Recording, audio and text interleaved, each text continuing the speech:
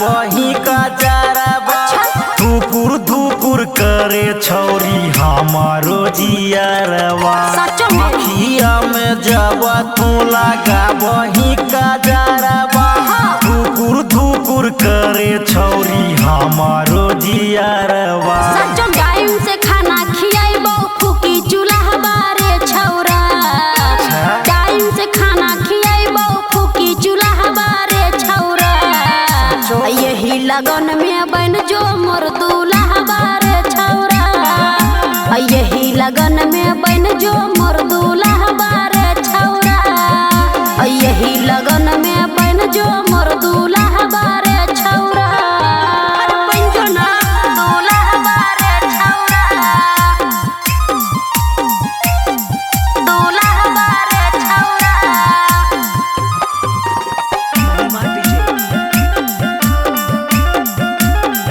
यही लगन में बन जो मोर दूल्हा बारे छौरा रानिया बना के रखबो घर के भितरिया गे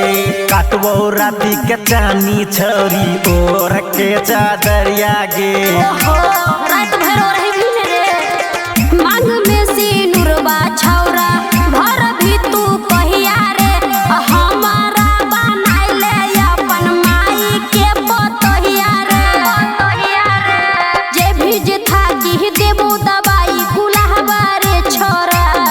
सुना भीज था कि देबो दवाई गुलाबा रे छोरा यही लगन में बन जो मोर दूल्हा बारे छौरा यही लगन में बन जो मोर दूल्हा बारे छौरा यही लगन में बन जो मोर दूल्हा बारे छौरा लगे जो बर्दाश्त बारे छौरा दूल्हा बारे छौरा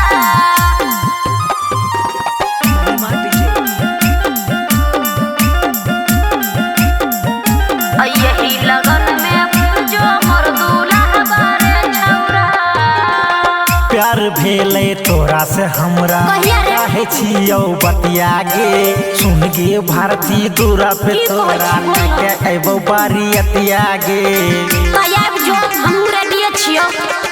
बन लागी कन्या तोहर जागो हो गई फील रे तोरे लागे खाली हो राम से देखी न हमर दिल रे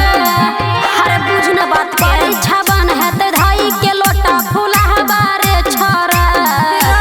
परीक्षा बन है ते धाई के लोटा फूला बारे छोरा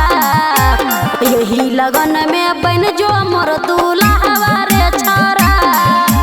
यही लगन में बन जो मोर दूल्हा बारे छोरा